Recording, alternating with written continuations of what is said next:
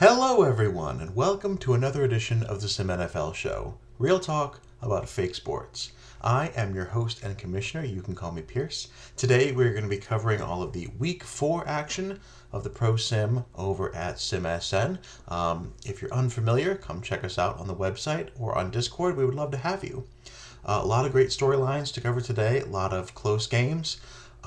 We had a rookie quarterback leading his first game-winning drive. We had a couple of second-year quarterbacks going head-to-head. We had an unbeaten fall for the first time. So there's a lot of great stories to cover. Thanks for stopping by, and we will jump in. So as always, we're going to cover all of the stats and summaries from our week of games, ending with my personal picks for players of the week. We'll do a quick injury update and check in on the NFL standings. And then our special segment today is quarterly awards. Only 4 weeks in, but I'm going to say for the first month who I think should be the front runners for all the major awards for 2025 by conference, and my reasonings for that. And then, as always, we will preview the Week 5 games that are coming up. So, as I said, a lot of great things to cover. Let's dive right in. On Thursday night, we had a couple of second-year quarterbacks going head-to-head. That would be 2024's first-round pick, 22 overall, Andrew Solano out of TCU, and fourth-rounder Andrew Moncrief out of Auburn, as the 49ers and the Eagles faced each other. It was a slow game at first, only 3-3 in the first half. In the third quarter, after Moncrief's third interception of the game, Brandon Adams of the 49ers actually fumbled, gave the ball right back. Philadelphia drove 38 yards in 11 plays for their first touchdown. Later in the third quarter, a Solano interception allowed Moncrief a chance to hit a couple of big throws, a 20-yarder to Gilberto Silva, and then a 21-yard touchdown to Daquan Badgley. That gave the Eagles a 17-6 lead. In the fourth quarter, after another Moncrief interception, the 49ers finally put together a drive, 12 plays, 60 yards, all on the ground. They had a touchdown and a two-point conversion, bringing it to 17-14. San Francisco then got a stop, got the ball back on their own 27 with 3:27 to go on the clock. They drove 71 yards in 9 plays, including a 46-yard bomb from Solano to Carlos Ramos.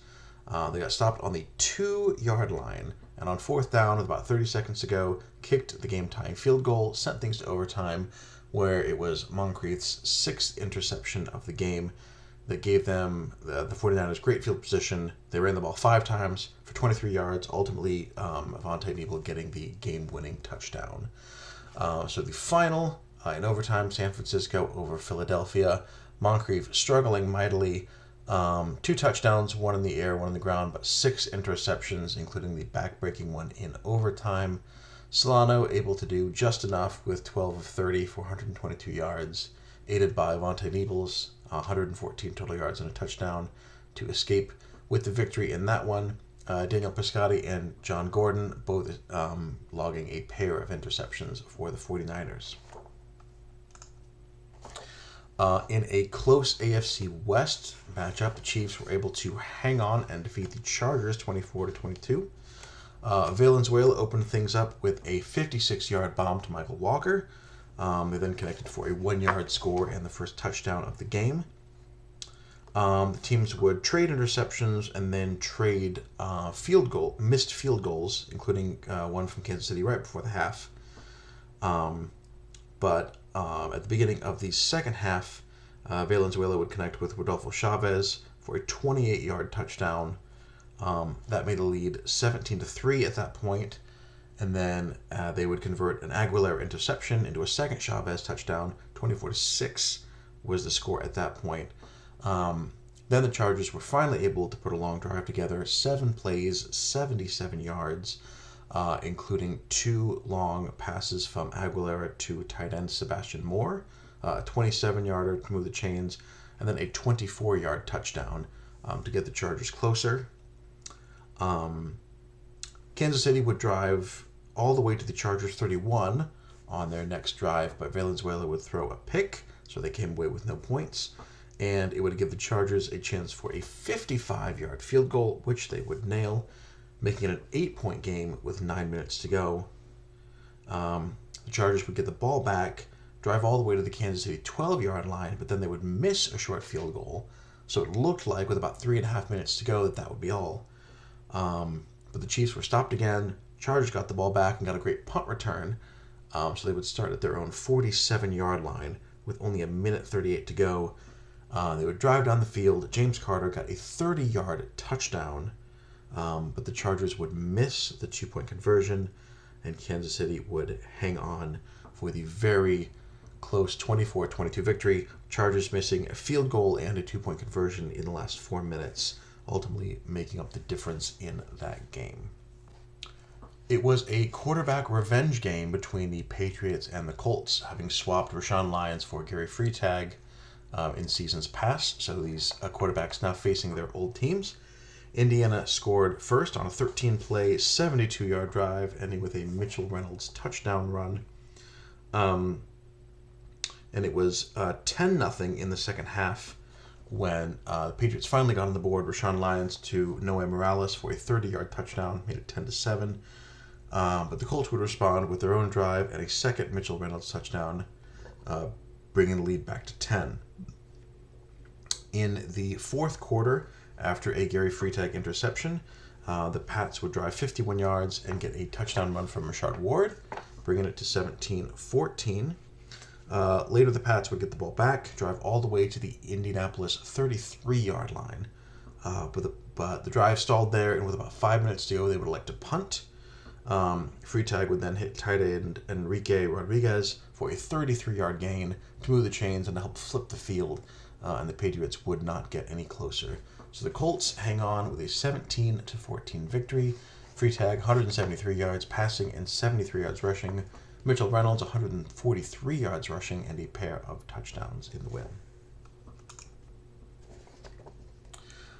Travis Neeble got his first victory with the Houston Texans beating the Cardinals 22-21.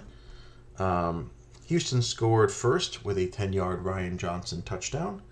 In the second quarter, they were looking to add to that lead, drove all the way to the Arizona 3-yard line. But on third and goal, Travis Neeble trying to force a play through an interception, no points for the Texans.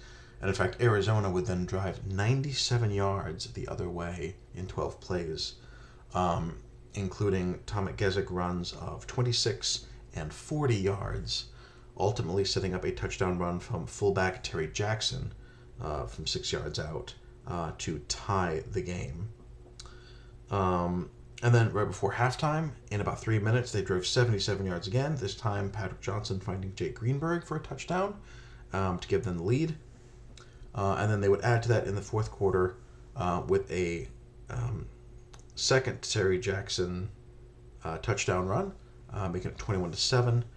But then Houston went 64 yards in 12 plays, including Travis Neeble converting a 4th and 2 with a 5-yard planned run. Ryan Johnson got his second touchdown, and then the Texans went for 2, which Neeble converted again with his legs, making it 21-15.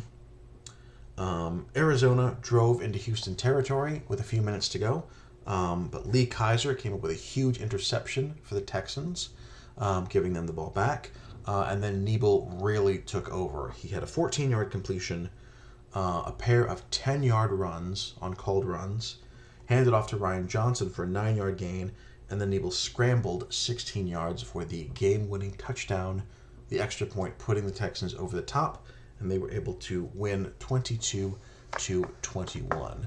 So Neeble's first game-winning drive, 122 yards and a touchdown on the ground for him, aided by Ryan Johnson with 90 yards and a pair of touchdowns as well. And then a great performance by Huey Enrique with 6 tackles for loss, a sack, and a forced fumble. Got to credit Thomas Gezik as well. Another great statistical performance, though he was kept out of the end zone. 183 yards on the ground for him. The Bengals and the Raiders battled in a close game. Both teams scored on their opening drive, and then the Raiders took the lead on a Hickson to James Blank touchdown pass of 43 yards. Later, after a missed Cincinnati field goal, they would add to that lead with a pass from Hickson to Adele Frere, capping off a long drive there for 21-7. But then on the next Cincinnati possession, Donald Gurevich hit John Hendrickson on a big third down for a 39-yard gain, setting up David Taylor for a 13-yard touchdown run. And then in the third quarter, after a good punt return, Cincinnati took over at midfield, and Gurevich found Campoverde for a 36-yard completion to set up another short Taylor run. That would make the score 21-all. The Raiders would respond with 2 long drives and 2 field goals to build up a small lead. But Gurevich would find Campoverde again for a 43-yard long touchdown, extra point giving them a 1-point lead, and that would hold through the rest of the final quarter. Vegas's final drive was their last best chance, but that got killed by a holding penalty and then a 10-yard sack by Young Lei that would push them back and see them fall short. So Bengals escaped with a 1-point victory in this one, despite James Hickson, 373 yards and 3 touchdowns. The Seahawks and the Lions had a close game in the NFC. Lions struck first on a drive, Randall Hansen finding Thomas Bullock for a big 49-yard pass, setting up a touchdown pass to Victor Villamar a few plays later. But in the second quarter, Seattle would get a pick 6 by Darrell Dillon to take the lead. Teams would trade interceptions right before the half, with Detroit getting a golden opportunity off a Jeremiah West pick, but then Seattle picking off Randall Hansen 2 plays later to kill that scoring attempt and leave it at 10-10 for halftime. In the second half, Detroit got some help with 2 defensive holding calls on the Seahawks that gave them first downs. Ultimately, they drove 62 yards for a touchdown to retake the lead. Seattle drove down to the Lions' 16-yard line, and it looked, again, like West had given things away with an interception, but that was immediately followed by a Randall Hansen interception. Both of the quarterbacks had 4 picks each on the day. And then West found Terrence Hoffman for a touchdown pass to tie the game. Later in the fourth, Seattle got a great punt return by Clayton McGee, starting the drive at their own 45. McGee popped off a 28-yard run to get them into the red zone, and ultimately a 7-yard touchdown to take the lead. Detroit would drive in Seattle territory again, looking for the tie, but another Hansen pick ended that drive. And then with their absolute last gasp in the final minute, Detroit managed Randall Hansen hit Frank Moore for a 42-yard gain, getting the ball into Seattle territory for one final play. They were unable to convert, and Seattle escaped 24-17, the final in that one. Again, 8 combined interceptions from the quarterbacks. Clayton McGee looking solid, 170 total yards and a touchdown for him. Darrell Dillon again with that amazing pick 6, and then Mendoza and Michael Frizzell, a pair of interceptions each for them on the defensive side. And then on Monday night, had a great tough AFC North matchup between the Ravens and the Browns. Ravens defense was all over it early. The first 3 Browns drives, 9 plays, minus 8 yards total. And then in the second quarter, Cleveland would fumble a punt return, giving the Ravens great field position. James Taylor ultimately ran it in from 20 yards out. The lead was 10-0 at that point. But later in the second, the Browns would turn a David Chop interception into a 34-yard drive with Juan Mora running in for a touchdown, cutting the lead to 3. Then in the third quarter, Baltimore's first drive was aided with 2 big calls against the Browns defense, a roughing the passer and the defensive pass interference. Ultimately, Taylor would get his second touchdown run of the game and make it 17-7. But Cleveland would respond. Mora got going. They ran him as many as 8 consecutive plays on a drive, but it was ultimately James Rivera running the ball in from 3 yards out to make it 17-14. Then the Browns would get a stop and run another long drive, ending with Rivera passing to George Lovejoy for a 5-yard touchdown and the Browns' first lead. Baltimore responded immediately. James Taylor had a 64-yard run, leading to a David Chop touchdown run. They retook the lead. On the next drive, Juan Moore continued to impress before he had to leave the game with a minor ankle injury. And it was his backup, Thomas Kaschalk, who ran it in for 5 yards, giving the Browns the lead. So 3 consecutive possessions in the second half saw touchdowns and lead changes in this game. The Browns would miss the extra point there, so it would only be a 3-point lead. Baltimore would drive down to the Browns' 39-yard line, but they would punt on 4th and 1 with about 9 minutes to go, and that was the best chance they got from there. So Browns hung on with a 3-point lead, getting them back to 500 in the season.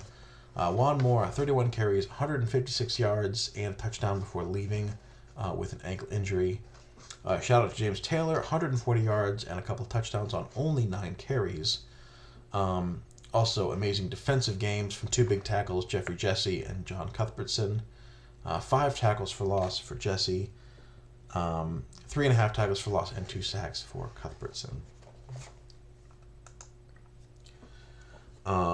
As for the rest of the scoreboard, the Jacksonville and New York Jets game combined for 13 quarterback sacks between both defenses.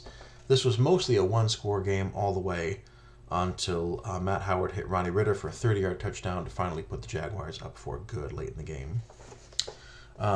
Denver beat the Saints 41-10. Fullback Michael Carter had 140 yards and a pair of touchdowns on only 14 attempts. 10 yards a carry for the fullback there, and a great day for Denver. Giants and Washington had a wild game that featured 10 touchdowns, 8 field goal attempts, 9 turnovers, a kickoff return touchdown, and only 2 punts. Final score was 57-39, Washington giving the Giants their first loss of the season. Green Bay was in fine form, defeating the Buccaneers 34-3. Garibay was 18 of 24, 291 yards, 3 touchdowns with no turnovers. Michael Fulmer had a great day for Atlanta, 170 yards and a pair of touchdowns to lead them past Chicago, 28-19. Carolina had no problem with an injury-depleted Viking squad, winning 31-3. Dakota Link, 26 of 34, 335 yards and a touchdown. Also, Kelvin Dupree, 3 rushing touchdowns for the Panthers in that one.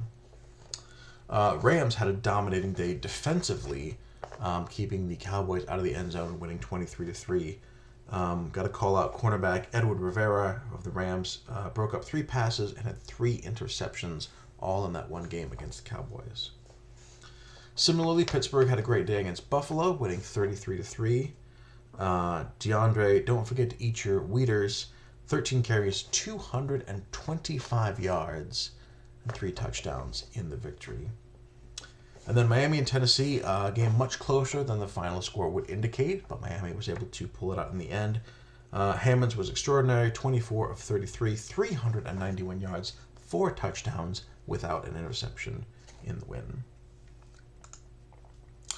So these are my choices for Players of the Week. Got to shout out Garibay, 291 yards and 3 touchdowns for Green Bay in that dominant victory. And then for the rest of the offense, how about a trio of great backs? Weeders, Carter, and Carter, no relation, all averaging 9 or more yards per carry. Outstanding day for all 3 of those backs. On the defensive side of the ball, Huey Enrique, 6 tackles for loss. Edward Rivera with those 3 interceptions, as I mentioned. John Gordon, a pair of interceptions and a tackle for loss as well for San Francisco. And then Randy Espino for Washington, an amazing day. 2 turnovers with a forced fumble and an interception, and a kickoff return touchdown as well.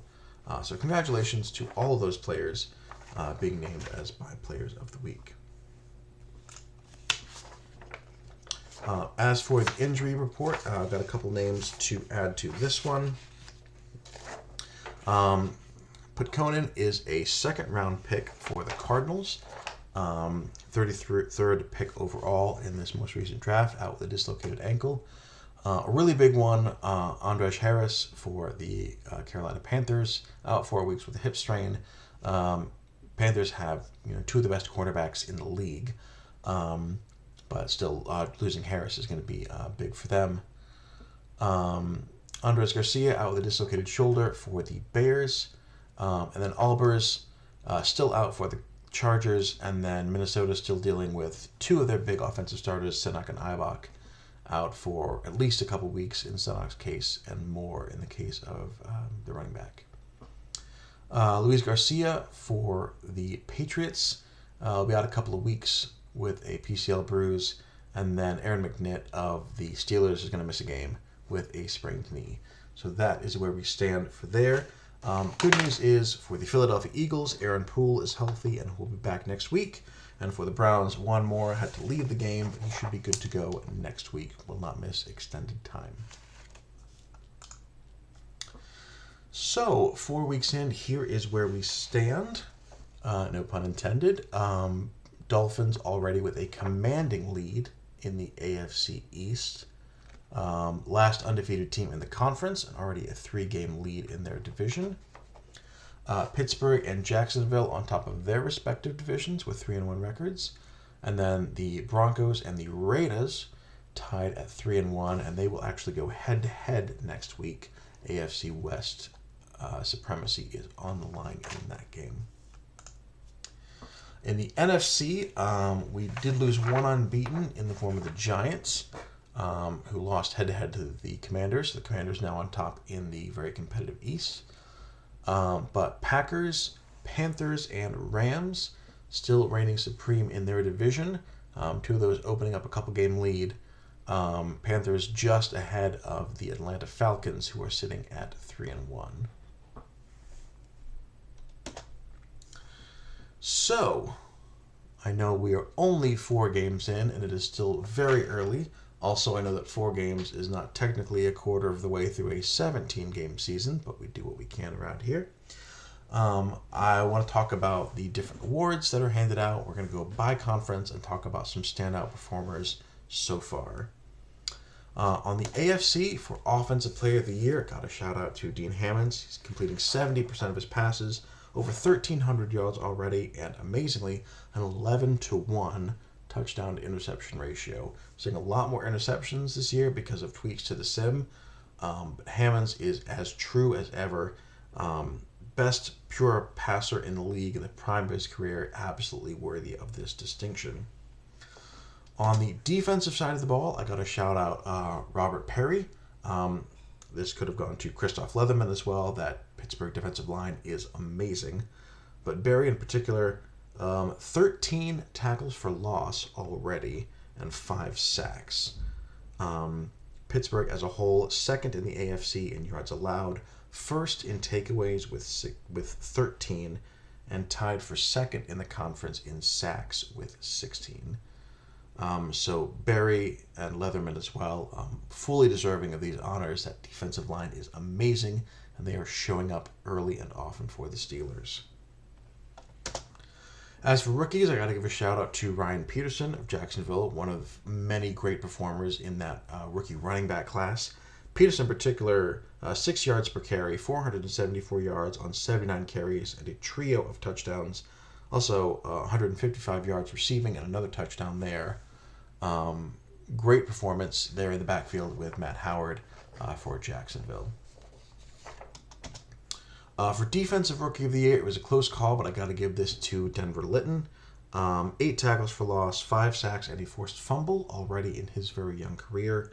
Though I do want to shout out the Ravens' Joshua Martin in 4 games, 3 passes defended, and 3 interceptions. Those are veteran-like numbers for the first-round pick. So a phenomenal season for him so far as well. But for pure defensive disruptive abilities, got to give it to Litton so far. On the NFC side, for Offensive Player of the Year, got to go with Philip Avila. Always entertaining, always prolific. 71.6% completion, almost 1,800 yards. 15 touchdowns as well. Avila having another extraordinary statistical year for the Rams and leading them to a 4-0 start. Defensively, this one was really close. I looked at Mario Cisneros, also of the Rams, who has 17.5 tackles for loss and 6 sacks from his defensive tackle position. But I really I am a sucker for versatility, personally, so I have to give this one to Jeffrey Cullum of the Buccaneers.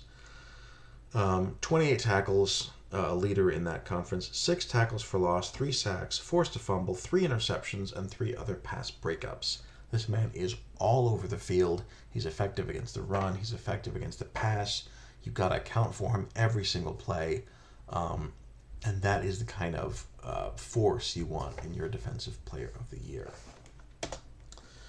For Rookie of the Year, got to give a shout out to another running back, Jonathan Perez of the Giants. 506 yards and 5 touchdowns already on 82 carries for a 6.2 rushing average, 69 yards receiving, and a touchdown as well. And then for Defensive Rookie of the Year, Bobby Gonzalez of the 49ers. 5 tackles for loss and 3 interceptions. Great performance and a real difference maker out there in the Bay. Which only leaves us with one category left, and that is MVP. And, all 8 of these players, great performances so far, but it's absolutely got to be Hammonds for me. Just an extraordinary performance so far. The Dolphins look incredible. Yes, they have an amazing defense, but our offense is firing on all cylinders, and they're in mid-season form. So where we stand right now after 4 games, if it were up to me, that's who would get my MVP vote. So, leading up for next week, we start on Thursday night with Arizona going to Tennessee, a cross-conference matchup of 500 teams. In the early slot on Sunday, Green Bay is going to Atlanta. One of our remaining undefeateds is going to go on the road to a very strong Atlanta team. And then the Giants are going to Cleveland. Cleveland's back at 500. Giants just lost their first game.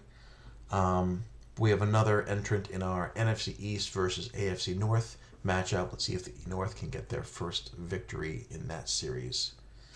And then in the afternoon, we have a battle of unbeatens in the NFC with the Rams going to Carolina to face the Panthers. Both teams 4-0. So one undefeated will fall and one will rise to 5-0.